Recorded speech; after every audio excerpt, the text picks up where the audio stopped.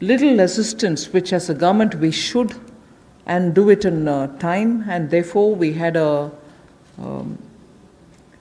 Pradhan Mantri Garib Kalyan package. Post that, we also ensured that people don't suffer with having to file their returns or comply with taxation and related things. So in stages, we've announced relief for the MSMEs, NBFCs, and so on. But importantly, Prime Minister had also said, in building a self-reliant Bharat, we should prepare ourselves also for tough competition so that we become strong, we are able to be, first of all, self-reliant, and at the same time, be sure we are strong enough to face the challenges of the global value chains and also be ready to integrate. I repeat, when we talk of self-reliant Bharat, when we talk of Atmanirbhar Bharat, we are not looking inwards. It's not isolationist policy. It is certainly making India strong, making India rely on its strength and be ready to face the global challenge. Many sectors need policy simplification, whereby we can make it simpler for people to understand what that sector can provide for them, how they can participate in that sectoral related activities, bring in transparency in processes, and so on. So once we decongest sectors, we can also provide the necessary boost. That sector too will become strong enough and competent enough to provide the necessary boost for growth and employment. And as you all know, the Prime Minister has a very strong track record in taking up reforms, deep systemic reforms. I'll just highlight those reforms which are worth recalling.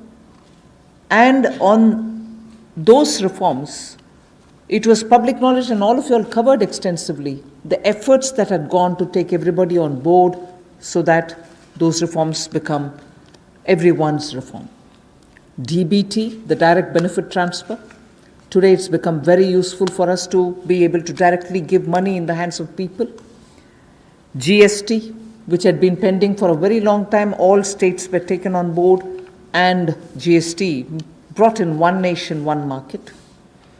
IBC, companies waited for decades to have their insolvency-related matters settled.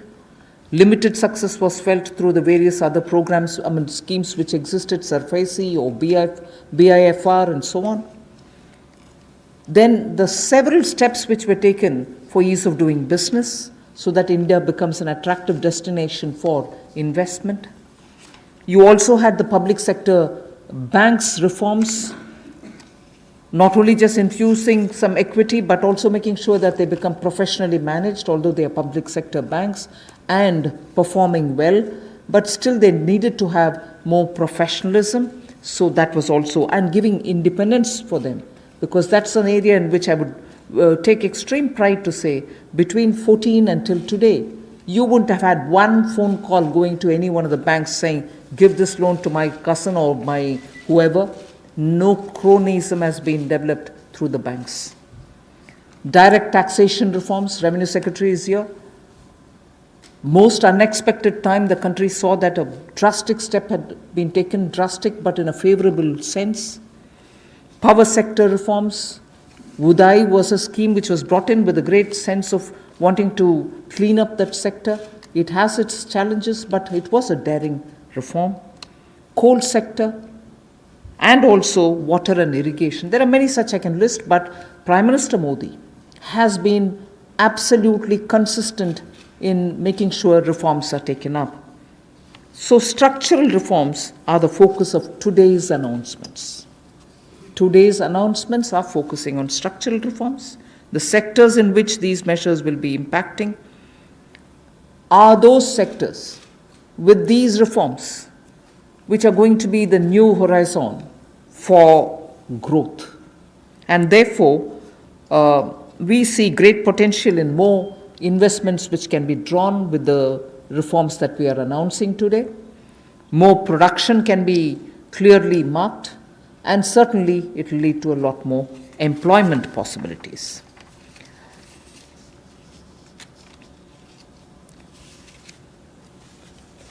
We can actually start off with some preliminary slides before I go into talking about today's announcements, which will explain all the steps that we've taken in the recent past to make sure that investment come into this country and also make India a far more business-friendly destination. Before I go into that, it is important for us to recall that steps which have been taken earlier have been announced variously at different times. And because of the lockdown and because of COVID, I think time feels like as though it's been a long time since the budget was presented. It was only presented on 1st February. And just as soon as the finance bill got passed, the parliament also had to very quickly close for the reasons of social distancing and so on. And just before February, we announced the National Infrastructure Investment Foundation, the fund that was launched. So, and therefore such steps have been taken. Clearly, these are the ones which are going to initiate a lot of things that we want to tell today, and also a lot of things that we want to do towards building an Atma-Nirbhar Bharat.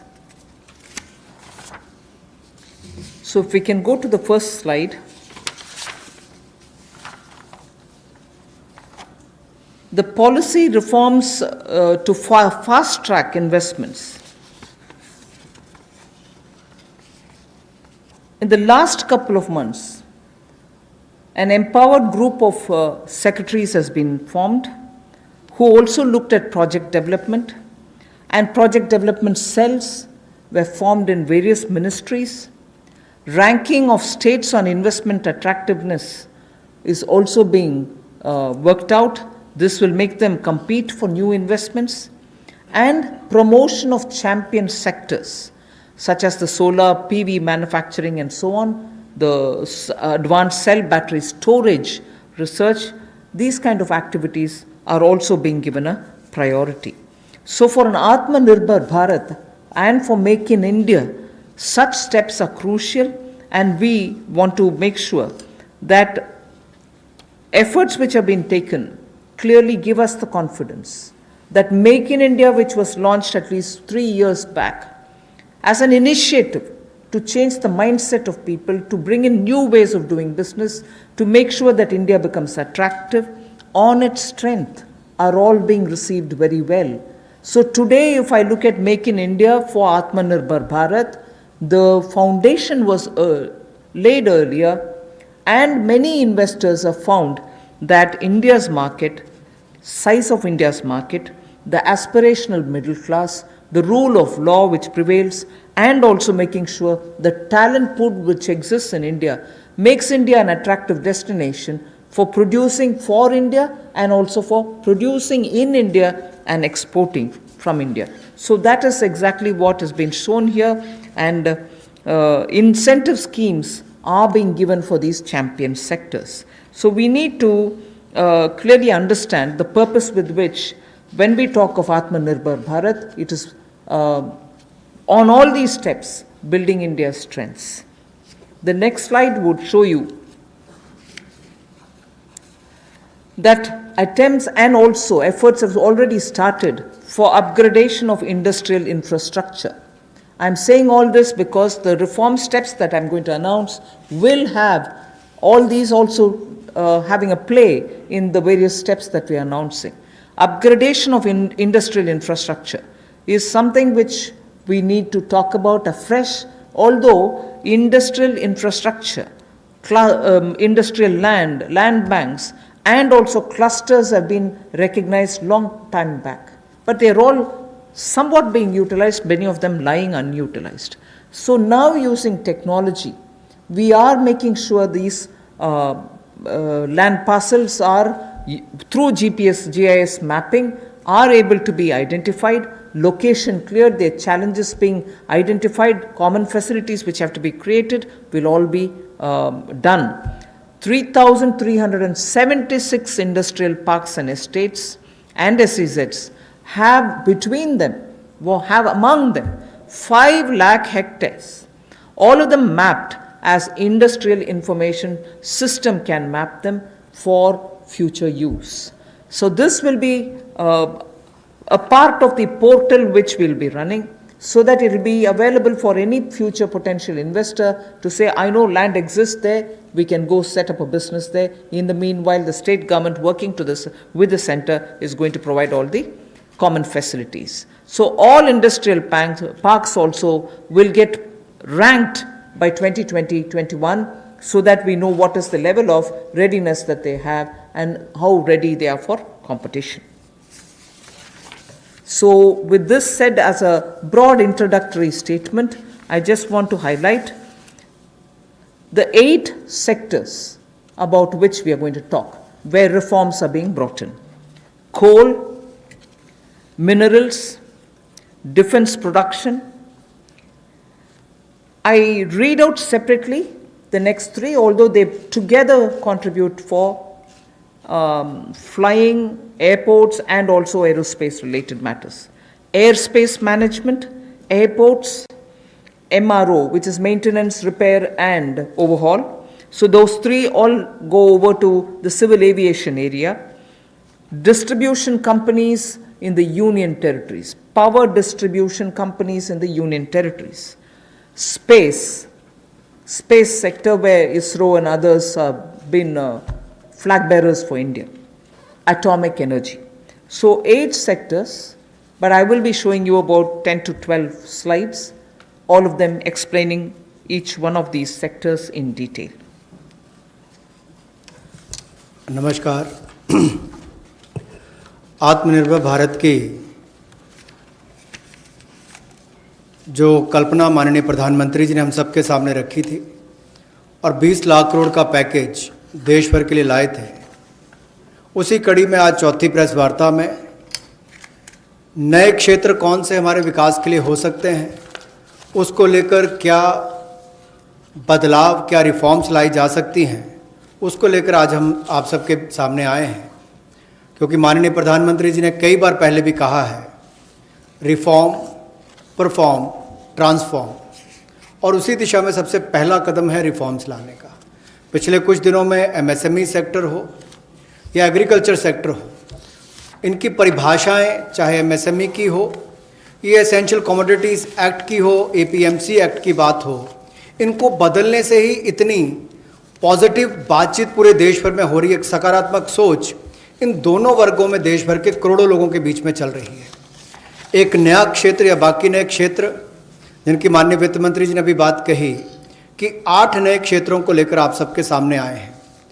ये भी कहा कि आत्मनिर्भर भारत को कड़ी प्रतिस्पर्धा के लिए तैयार रहना होगा, हर चैलेंज के लिए, चुनौती के लिए तैयार रहना होगा, और जहाँ जहाँ नीतिगत बदलाव चाहिए वहाँ नीतिगत बदलाव लाने के लिए भी हम लोग तैयार हैं।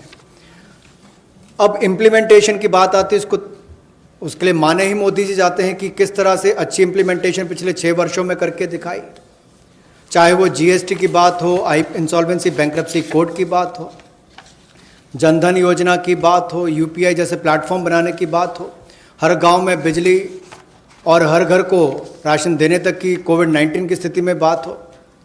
तो इसलिए इस सेक्टर्स में भी तेजी कैसे आए, फास्ट ट्रैक इन्वेस्टमेंट की कैसे हो, उसके लिए एम्पावर्ड ग्रुप ऑफ सेक्रेटरीज का गठन किया गया है, जो निजी निवेश की मंजूरी के लिए गति देने का काम उसमें से करेंगे ताकि उसमें सहायता मिल सके और आकर्षित हम विदेशी निवेश को कर सकें। प्रत्येक मंत्रालय में प्रोजेक्ट डेवलपमेंट सेल बनेगा जो ये तय करेगा कि किस क्षेत्र में निवेश आ सकता है, कौन निवेशक हो सकता है, इनसे बातचीत करेगा और राज्यों से और केंद्र से बात भी करेगा ताकि निवेश करने वाले को कहीं पर दिक्कत ना आए। एक तरह से हैंड होल्डिंग करने का काम यहाँ पर होगा। राज्यों की रैंकिंग भी होगी, उनकी कितनी अट्रैक्टिव पॉलिसीज़ हैं कि इन्वेस्टमेंट के लिए, यानी कि निवेश के लिए कितनी आकर्षित करने वाली उनकी योजनाएं हैं, उसके ऊपर डिपेंड करेगा उनकी रैंकिंग को। और नए चैंपियन सेक्टर्स को बढ़ावा देने के लिए, चाहे वो सोलर पीवी हो, इसकी मैन्युफैक्चरिंग की बात हो, या एडवांस सेल बैटरी मैन्युफैक्चरिंग की बात हो, इसके लिए भी जो भी इंसेंटिव देने होंगे वो भी हम लेकर आएंगे, ताकि इन क्षेत्रों में भी बढ़ावा, ऐसे और कई क्षेत्रों में भी बढ़ावा मिल सके जो नए चैंपियन सेक्टर्स हैं। अब इंडस्ट्रियल इंफ्रास्ट्रक्चर की अगर बात करें, औद्योगिक बुनियादी ढांचे में उसके उन्नयन के लिए इस योजना को लाया गया है, ताकि देश भर में जो लगभग 3,376 industrial park, industrial estate, SEZ, ये लगभग 5 लाख हेक्टेयर्स में फैले हुए हैं। और इन सब की जानकारी आपको औद्योगिक सूचना प्रणाली यानी कि IIS पर मिलेगी, जिसकी GIS मैपिंग की जाएगी, ताकि निवेश करने वाले को कोई दिक्कत ना हो। जो उसको बाद में दिक्कत आती थी ज़मीन से जुड़े मुद्दों को लेकर, वो भी दूर होगी। ज़मीन की उपलब्धता भी 5 लाख हेक्टेयर के लगभग जो इंडस्ट्रियल हमारे स्टेट्स हैं या हमारे पार्क्स हैं, उनमें भी जो होगी, उसमें उनको लाभ मिलेगा। और इसीलिए इस योजना में बदलाव भी लाया गया है। इसको मिशन मोड पर, चैलेंज मोड पर किया जाएगा, ताकि ज़्यादा से ज़्यादा निवेशकों को ज़मीन जल्द से जल्द उपलब्ध राज्यों में करवाई जा सके। और इसके लिए कनेक्टिविटी में भी सुधार होगा, और कॉमन इंफ्रास्ट्रक्चर जो है उसमें भी अपग्रेड करने का काम किया जाएगा। The first of the 8 sectors that I want to speak about is coal. There are 4 slides all speaking about the various steps, but I will run through about all the 4, even though the sequencing may be a bit different. We are bringing in commercial mining in coal sector. You know, coal, as all of you all know, coal is a government monopoly. That government monopoly is what is now being removed. Commercial mining of coal on a revenue sharing basis would help more coal availability and also more coal availability at market prices. So this will be far more efficient and more people can get to using it. Liberalized entries will be allowed for people to participate for a range of coal blocks, and for those who produce well before the deadline, incentives also will be given. But let's first understand, if India, which is the 3rd richest, or which has the 3rd largest and 3rd large valued coal availability in its mines, in untapped mines, meaning it has the 3rd valuable deposit of coal, and we still import coal, and we still sometimes feel that the energy sector is suffering because raw material is not available.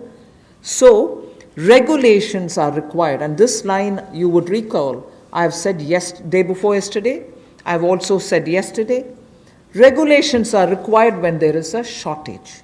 But this country has got abundant coal, and we've been regulating it, suffocating it from producing ample quantity of coal which will be required by the industry.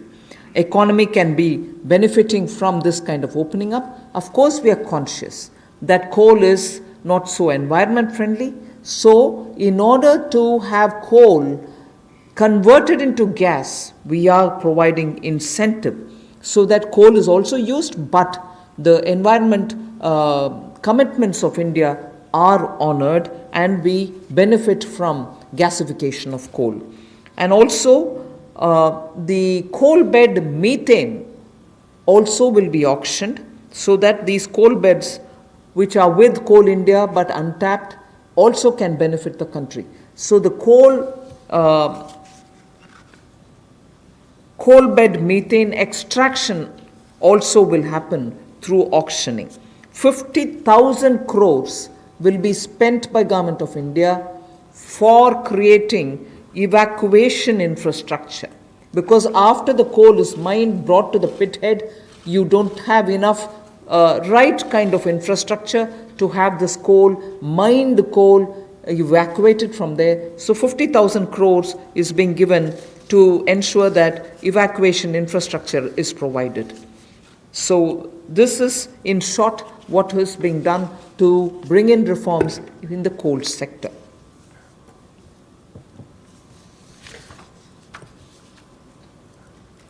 कोयला उत्पादन के क्षेत्र में आत्मनिर्भरता हमारी कैसे बने और केवल उतना ही कोयला बाहर से लाया जाए जिसकी आवश्यकता है, जो यहाँ पर उपलब्ध नहीं है। दुनिया का दुनिया के पहले 3 सबसे बड़े भंडारण क्षमताओं में जहाँ पर कोल ब्लॉक्स है, यानी कि जहाँ पर कोयला है, उसमें भारत आता है। उसके बावजूद हम शायद अपनी क्षमता का दोहन नहीं कर पाए जो हमारे पास उपलब्ध थी, और इसीलिए कुछ बदलाव इसमें किए जाएंगे ताकि इसमें जो प्रति टन पहले जितने रुपए मिलते थे उसकी बजाय अब राजस्व साझा करने की बात आएगी, उस पर जाया जाएगा। और जैसे पहले जो स्टील प्लांट चलाते थे, बिजली का उत्पादन करते थे, केवल उनको मिलता था, इसके लिए ओपन ऑक्शन भी होगी ताकि ओपन मार्केट में सेल कर सकें, ज़्यादा लोग इसमें आए, ज़्यादा इसका खनन हो सके, और इससे देश की अर्थव्यवस्था को और देश के उद्योग को भी बल मिलेगा। लगभग 50 ऐसे नए ब्लॉक्स खनन के लिए नीलामी पर आने वाले समय में उपलब्ध करवाए जाएंगे, और इसमें अपफ्रंट पेमेंट की सीलिंग होगी। कोई पात्रता के बड़ी कंडीशन इसमें नहीं है इस तरह की, केवल उनको अपफ्रंट पेमेंट करनी है। और यही नहीं, इसके अलावा जो पार्शली एक्सप्लोर्ड थे हमारे खदान, उनको भी देने का काम किया जाएगा ताकि उनका भी खनन और किया जा सके और उसका लाभ भी मिले। कहीं ना कहीं आंशिक रूप से ये जो अन्वेषण हुआ था, अब इसको निजी क्षेत्र को देकर जल्दी उसमें और लाभ मिल सकता है, और प्लेयर्स आएंगे तो खनन ज़्यादा हो पाएगा। और जो अपना समय से पहले खनन की प्रक्रिया को पूरा करता है तो उसको भी इंसेंटिवाइज करने का काम कुछ ऐसे प्रोग्राम्स के माध्यम से किया जाएगा। गैसिफिकेशन के लिए नई अलॉटमेंट्स की जाएंगी ताकि अलग अलग इसमें डाइवर्सिफाइड अपॉर्चुनिटीज मिल सकें उनको। रेवेन्यू शेयर में उनको रिबेट मिलेगा जो सक्सेसफुल कोल बिडर्स होंगे। और यही नहीं, इसके इंफ्रास्ट्रक्चर के डेवलपमेंट के लिए, आधारभूत ढांचे के डेवलपमेंट के लिए लगभग 50,000 करोड़ रुपया खर्च होगा।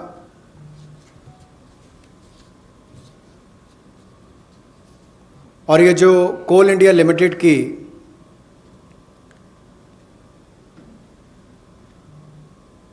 एनहांस्ड एवैक्यूएशन की हम बात करते हैं, एनहांस-CIL जो कोल इंडिया लिमिटेड की जो खदानें हैं, उसके लिए भी कोल प्रोडक्शन प्राइवेट ब्लॉक्स को दी जाए, उसके लिए भी इसमें अवसर उपलब्ध होंगे। I move to mining of minerals. We spoke about coal all the while, now we talk about minerals. Minerals, the sectoral reform that we want to bring in order that we have a boost given for growth of the sector, better employment potential, and bring in state-of-the-art technology, is to now have a seamless composite exploration come mining come production regime.